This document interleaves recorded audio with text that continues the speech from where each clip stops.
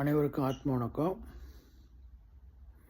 இப்போ இந்த மூல சம்பந்தமான வியாதிக்கு ஒரு மருத்துவம் சொல்கிறேன்.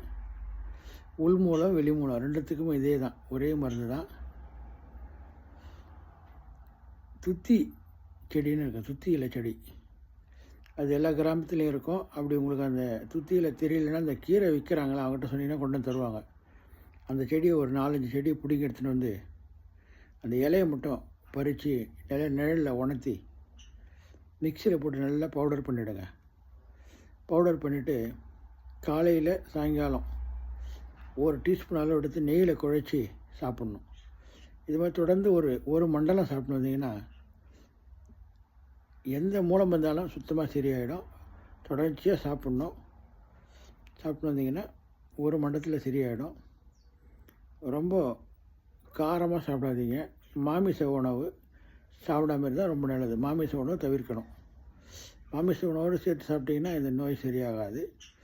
சைவ உணவு சாப்பிட்டா விரைவில் குணமாயிடும். அனைவருக்கும் ஆத்ம வணக்கம்.